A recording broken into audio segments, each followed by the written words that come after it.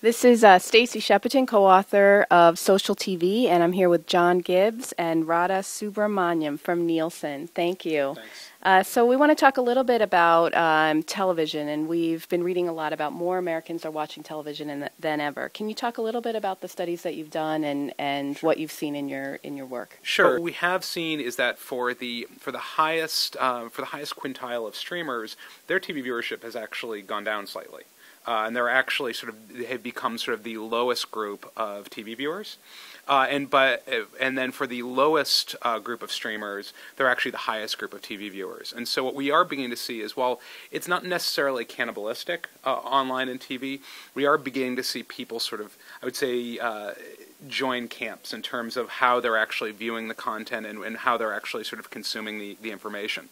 That said, even for the highest quintile of streaming, they still watch 20x TV that they do streaming. So there's some impact, but these people are still pretty big TV viewers.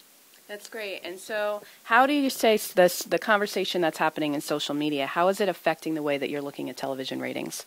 Sure. So I think the primary way that we're thinking about it or looking at it right now is really trying to understand how social media is actually impacting the way that people view. Right, and so our biggest question is not necessarily how. I think most people believe that word of mouth overall impacts consumer behavior. I think that our big question is understanding how social media and sort of the mass reach of social media is impacting TV consumption a different way than sort of one-to-one offline conversation would be. And what we are beginning to see is different type of phased activities.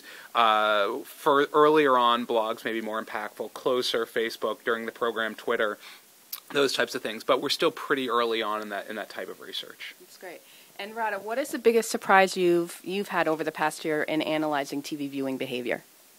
So when I think about TV viewing behavior in the context of social media, we looked at over 250 shows over the past couple of months, and we tried about 70 different statistical models. And however we cut the data, we always found that there was a relationship between how people are talking about media and how people are watching media.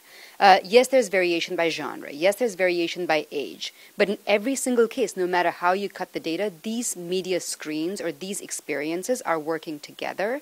And so it's in the interest of all of us, whether you're a publisher, a media company, a social media company, or an advertiser, to understand how these things are fundamentally interrelated in the new ecosystem.